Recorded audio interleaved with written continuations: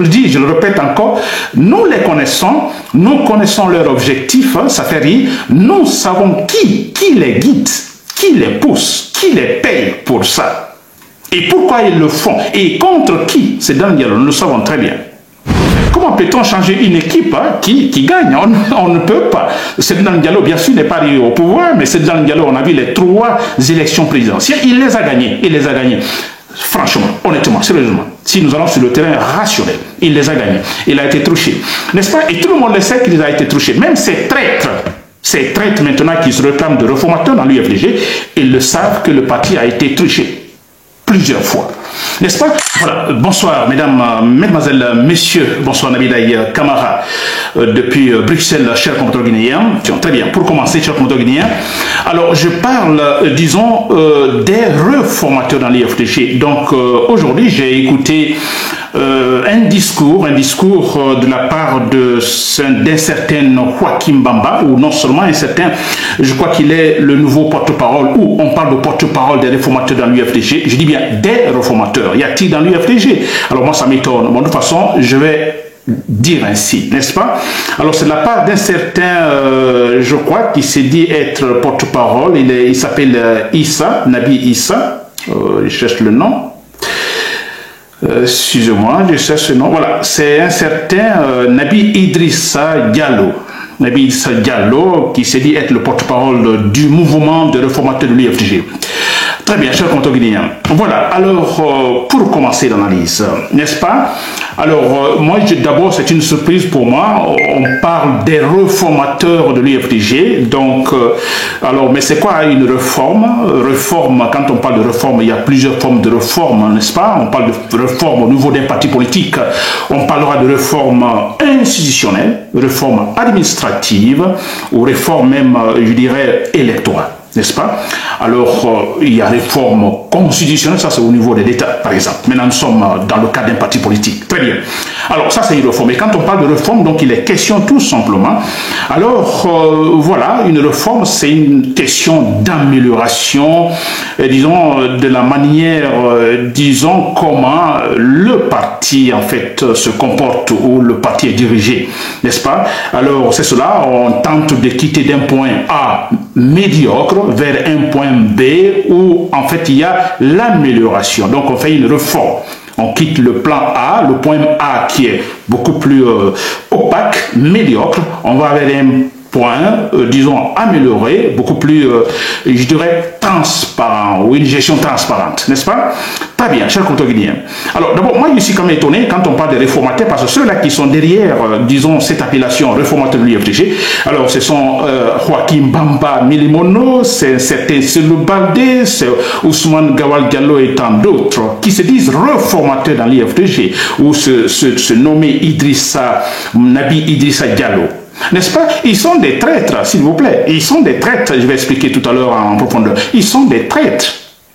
N'est-ce pas? Alors, quand on dit traître, alors un traître qui va faire des réformes, parce que quand on parle de réforme, il y a en fait une connotation plutôt positive.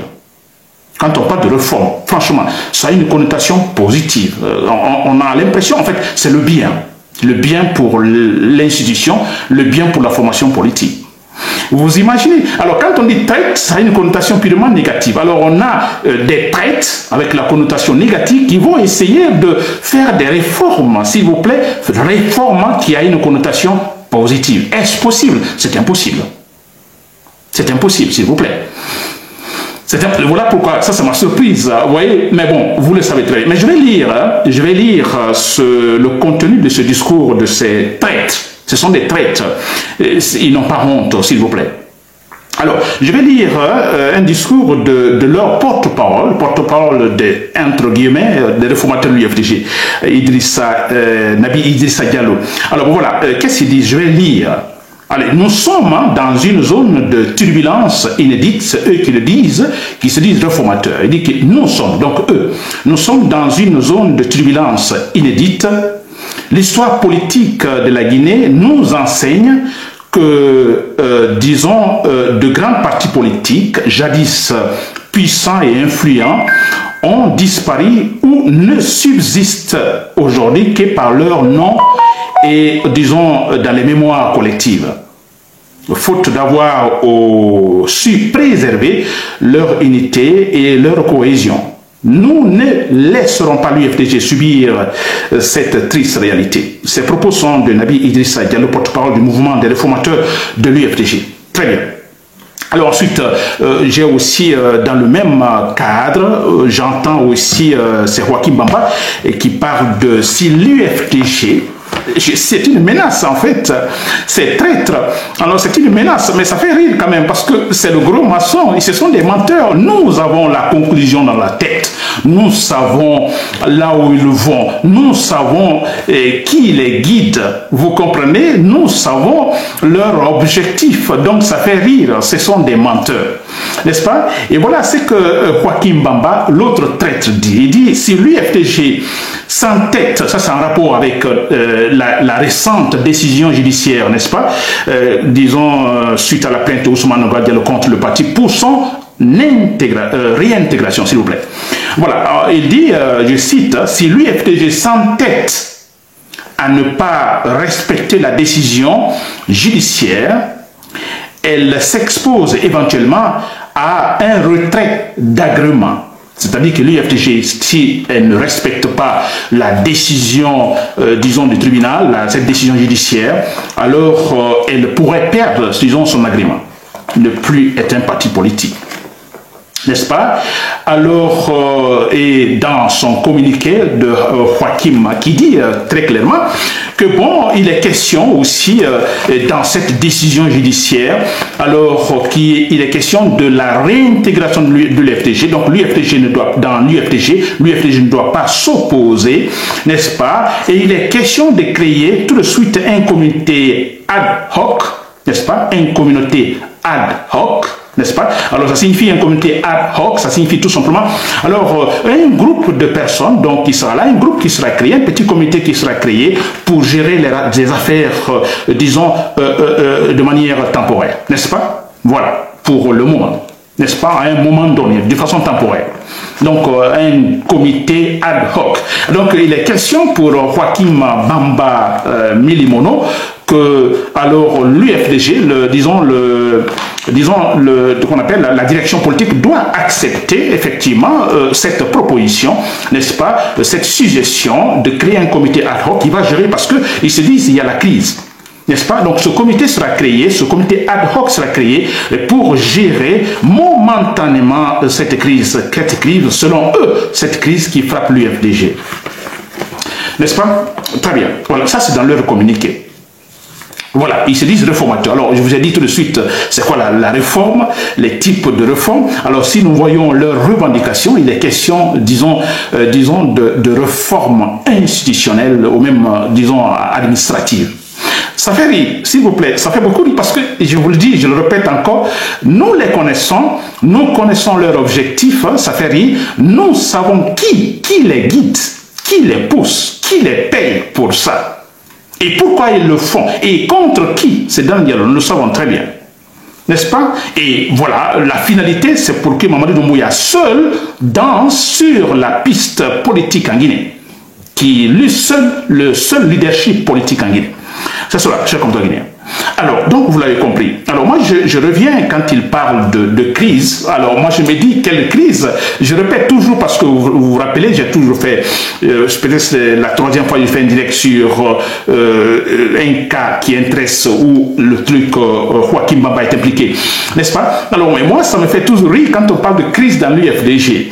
Alors, ils ont leur proposition. Vous avez lu le discours de Nabi Idrissa, alors Diallo. Alors, il dit, mais écoutez, l'UFDG risque de disparaître, donc il faut accepter des réformes, Et l'autre dit, mais écoutez, il faut exécuter la décision judiciaire, n'est-ce pas? Ousmane Diallo qui doit réintégrer donc le parti, et aussi, ils se disent, bon, écoutez, la décision judiciaire, ce n'est pas seulement tenir un congrès est prévu pour le 6 juin prochain.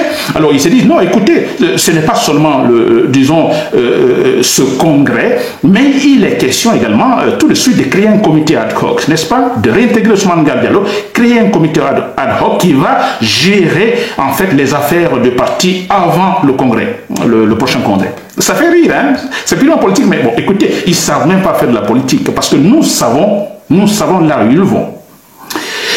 Très bien. Alors, je disais, je vais répéter ce point que je dis toujours, d'ailleurs en me référant en disant que Joachim, ils ne sont pas intelligents. Je dis, ils ne sont pas intelligents. Heureusement pour l'UFDG, heureusement pour Sedan Diallo, ces gens-là ne sont plus là. Nous connaissons leur visage. Ils sont malhonnêtes, ils ne sont pas intelligents. Je vous assure, ils ne sont pas intelligents. Alors, écoutez, ils parlent de crise dans l'UFDG. Et que pour que cette crise soit résolue, alors il est question tout simplement alors d'accepter l'intégration de l'UFDG, plutôt de Ousmane Gawal Diallo. Ok, le tribunal a décidé, là, il n'y a pas de problème, n'est-ce pas? Mais ils se disent, il faut un comité ad hoc, un comité provisoire pour gérer la crise. Vous comprenez, chers compatriotes. Alors, concernant Ousmane Gawal Diallo, la décision judiciaire, je ne suis pas du parti UFDG pour, disons, m'avancer dans donc cette zone, mais ce que moi je fais, c'est l'analyse, je suis la logique de raisonnement, je ne vois pas pour quelle raison l'UFDG, alors la direction de l'UFDG refuserait en fait d'appliquer la décision en fait judiciaire tout récemment, c'est-à-dire que Ousmane Gawal Diallo a dit qu'il a été, disons, exclu illégalement du parti, alors il demande qu'il retourne dans le parti. La décision judiciaire là, écoutez, moi je pense logiquement, l'UFDG ne dira pas non, alors monsieur Ousmane Diallo, venez s'il vous plaît, vous voulez venir, vous voulez réintégrer le parti, mais alors venez, n'est-ce pas? Ça, il n'y a pas de problème, je crois que c'est très simple, il revient comme un simple militant. N'est-ce pas? Alors, l'histoire de créer un comité ad hoc, là, nous comprenons le but politique de cela, c'est-à-dire, bon voilà, pour eux, l'UFDG, maintenant, n'a pas de tête, il n'y a pas d'administrateur, il n'y a rien. Alors, il faut créer ce comité qui, finalement, va représenter la tête de l'UFDG pour gérer les affaires courantes. C'est quand même extraordinaire. L'UFDG, s'il vous plaît, les traites, si vous me suivez, vous, les traites qui vous dites réformateurs, l'UFDG, effectivement, il y a une direction, il y a un leader qui est Sedan Diallo, ce parti tient ce qu'on appelle ses assemblées générales les week-ends, vous le savez très bien, il y a un président, comme Sedan Diallo, il y a un vice-président qui est Fodé Oussou, il y a même un autre élément importantissime, hein, je parlerai même d'un troisième vice-président, il est question de Aliou Condé. Vous comprenez, ils sont tous là, il y a un coordinateur, donc nous connaissons par exemple les différentes fédérations de l'UFDG partout dans le monde, ça fonctionne très clairement. Alors nous dire maintenant une bêtise, une véritable bêtise, la part des traites, que ce parti maintenant n'a pas de tête, il n'y a pas, disons, un point de décision, ce qu'on peut dire qu'il n'y a que de la pagaille, mais écoutez, nous comprenons ce jeu aussi. N'est-ce pas? Nous comprenons ce jeu. Là où vous vous trompez tout simplement. Alors, comme je le disais tantôt, Ousmane Gawal Diallo, il y a une décision judiciaire, il peut venir dans le parti, s'il vous plaît. Ousmane Gawal Diallo, vous me suivez, mais venez dans le parti, assistez aux réunions de l'UFDG, assistez aux assemblées générales de l'UFDG le week-end. Le week-end, par exemple, demain, je crois, il y a une assemblée, mais partez, s'il vous plaît. Il n'y a aucun problème. N'est-ce pas, Joaquin? Alors, l'UFDG ne perdra pas son agrément pour ça. L'intégration, qu'il revienne, il revient, il n'y a pas de problème. N'est-ce pas? Voilà. Ensuite, bon, concernant la crise, il y a une crise, bien sûr, il y a une crise dans l'UFDG. Alors, pas la crise comme eux, ils le disent, c'est-à-dire il y a une crise de fonctionnement, une crise administrative, une crise institutionnelle. Non, il n'y a pas cela. Bien sûr, on a un leader qui est hors du pays, nous savons les raisons pour lesquelles il est hors du pays, mais écoutez, le parti est géré. Le parti est géré, il est le président. Je prends l'exemple, donc, pour ceux qui suivent la politique internationale en Espagne. Nous avons, disons, le leader, disons, politique catalonien. Vous savez, Barcelone-Catalunya, au Catalogne, c'est une partie de l'Espagne qui veut tout simplement, en fait, cherche l'indépendance, disons, se démarquer du reste de l'Espagne, n'est-ce pas? Alors, mais ça, c'est en suivant cette politique, c'est en flagrant délit, disons, face à la constitution espagnole, qui demande l'ensemble, vous comprenez, sous la direction donc du royaume. N'est-ce pas? Alors, Catalogne veut se séparer, et vous avez vu ce qui s'est passé. Le leader d'un parti, disons, catalan, disons, sécessionniste, qui veut se séparer. Alors, cet homme a été poursuivi. Vous comprenez? Il a été poursuivi par le juge ou par la justice espagnole. Il a fui, il est venu en fait s'exiler ici, en Belgique. N'est-ce pas? Ce monsieur était en Belgique. Pourtant, il n'a pas perdu son parti. Son parti, il est en Belgique. Il continue à gérer ce parti, à être le candidat de ce parti. Pourtant, il est poursuivi par la justice, disons, espagnole. N'est-ce pas? Il est là, il commande là, s'il vous plaît, sans aucun problème, parce que nous sommes dans un monde aujourd'hui globalisé, technologiquement. Vous voyez, alors c'est une facilité effectivement de communiquer. Donc là, il n'y a pas de problème. Céline Diallo demeure le président du FDG. Alors, il est le président. Sur place, d'ailleurs, on a le vice-président, deux autres vice-présidents, le parti. Donc, le parti fonctionne. Maintenant, il y a crise, n'est-ce pas? Alors, cette crise, elle est relative à, disons, au comportement de l'État, donc du pouvoir de Mamadi Doumbouya. N'est-ce pas, qui est épaulé par l'État, donc disons qui a confisqué les appareils de l'État, les institutions de l'État, et qui a pour objectif de détruire Cellou Dalein Diallo, de détruire l'UFDG. C'est une crise en soi. Ça, c'est une crise. Vous comprenez? Un parti politique qui va lutter contre, disons, l'État et ses institutions. N'est-ce pas? Une junte militaire. Des militaires qui confisquent les appareils de l'État et qui ont pour mission de faire disparaître l'UFDG. C'est une crise. N'est-ce pas? C'est une crise. Et là, face à cette crise, effectivement, je crois que oui, il faut faire des réformes. Face à cette crise, on a un pouvoir qui tente de faire disparaître l'UFDG. Et pas seulement l'UFDG. Mamadi Doumbouya a l'intention de faire disparaître tous les partis politiques. Son but, c'est parti État. Un seul parti. Ce parti, donc, disons, ce parti dans lequel il y aura tous les Guinéens, comme autant de, disons, entre guillemets, comme autant de secteurs. Un seul parti, n'est-ce pas? Et bon, voilà, là, qui représente tous les Guinéens. C'est ça l'objectif de Mamadi Doumbouya. Donc, ce n'est pas seulement l'UFDG qui est visé, n'est-ce pas? Mais l'UFDG, alors, nous savons, c'est un grand parti, donc, beaucoup de moyens sont actuellement, alors, vous voyez, fournis par l'État, le pouvoir de Mamadi Doumbouya, pour tout simplement exploser ce parti. N'est-ce pas? Donc, il y a une crise. Alors, bien sûr, il peut y avoir une réforme. Alors, pas la réforme comme, disons, le veulent ces traîtres. N'est-ce pas? Et il parle de réforme. Mais je dis, la véritable réforme qu'il faut maintenant dans l'UFDG, c'est, s'il faut l'appeler réforme, c'est, en fait, parce que j'appelle ça, le parti est en temps de guerre. En temps de guerre, qu'est-ce qu'on fait? On laisse tout simplement, en fait, disons, les positionnements, disons, politiques personnels, n'est-ce pas? Le parti qui est menacé de l'extérieur, alors qu'est-ce qu'on fait? J'appelle ça une réforme entre guillemets. Alors tous autour de l'idéal du parti, tous autour de son leader. Parce que nous sommes en temps de guerre. L'UFDG est en temps de guerre.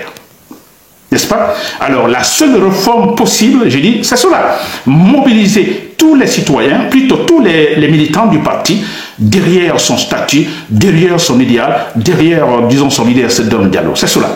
En temps de guerre. Mais après la guerre, bon voilà, peut-être d'autres réformes sont possibles, réformes administratives, réformes institutionnelles et même réformes électorales. Vous comprenez? Très bien, chers compatriotes guinéens. Alors, parlant de réforme administrative et institutionnelle, il y a un congrès donc, qui est donc programmé. Alors, voilà, cette partie sera abordée, où il est question sûrement de renouveler, en fait, les bureaux, de renouveler, en fait, certaines institutions, on ne sait pas, ou de conforter, de rendre plus fort, en fait, le parti de l'UFDG. N'est-ce pas?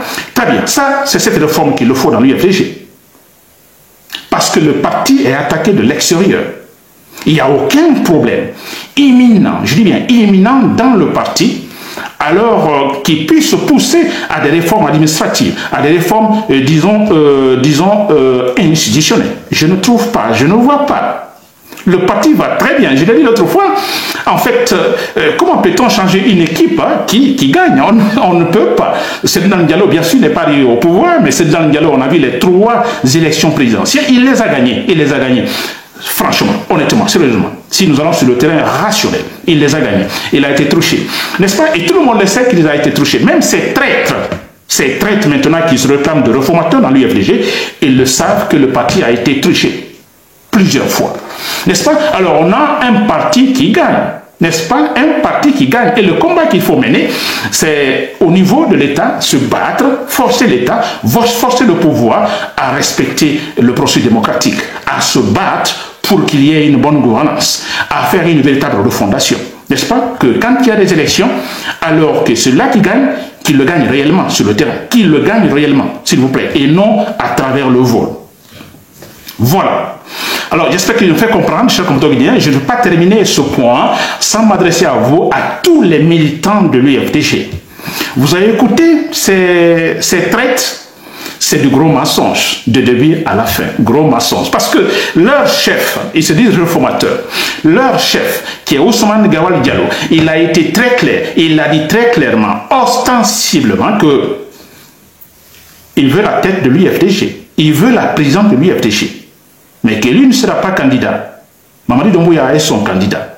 Alors, vous avez compris, ce seul point doit vous faire réfléchir que tous ces gens qui se réclament de réformateurs sont des menteurs, des vauriens, des traites, des télécommandes de Mamadi Doumbouya pour détruire l'UFDG. Ce sont des... Je ne sais pas comment trouver le qualificatif. Aidez-moi, s'il vous plaît. Leurs chefs réformateurs, ils disent qu'ils vont tout faire pour qu'il y ait des réformes dans l'UFDG. Ils créent même un comité ad hoc, donc consistant à gérer, en fait, provisoirement les affaires parce qu'ils sont en crise, selon eux, en crise. Vous comprenez? Alors il faut faire vite. Et ils disent encore, mais écoutez, il faut appliquer et exécuter la décision judiciaire. Donc cette décision que nous avons suivie tout dernièrement. Et sinon que l'UFDG risque de perdre son agrément. Vous comprenez ce discours-là?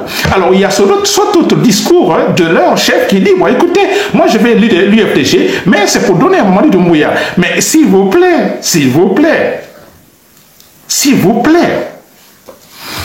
Mais c'est simple comme raisonnement. Il faut les combattre, c'est malhonnête. C'est ce que je disais l'autre fois. En fait, ça aurait été dans d'autres pays, et je crois que ça, il faut commencer en Guinée. Il n'y a pas de pitié, nous sommes en politique, hein, ce sont des affaires publiques.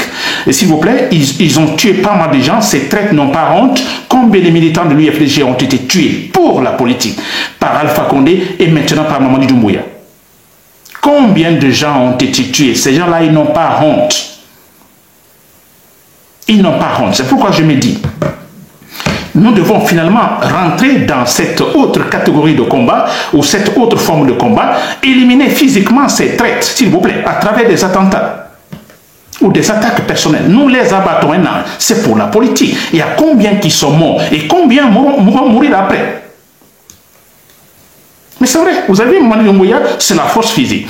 Il y a eu des morts, il y a des morts et il y aura encore des morts. N'est-ce pas? Donc il n'y a pas de pitié, s'il vous plaît. Il n'y a pas de pitié, nous sommes en politique. N'est-ce pas? Il est question de préparer un avenir, je dirais, politique, positif en Guinée.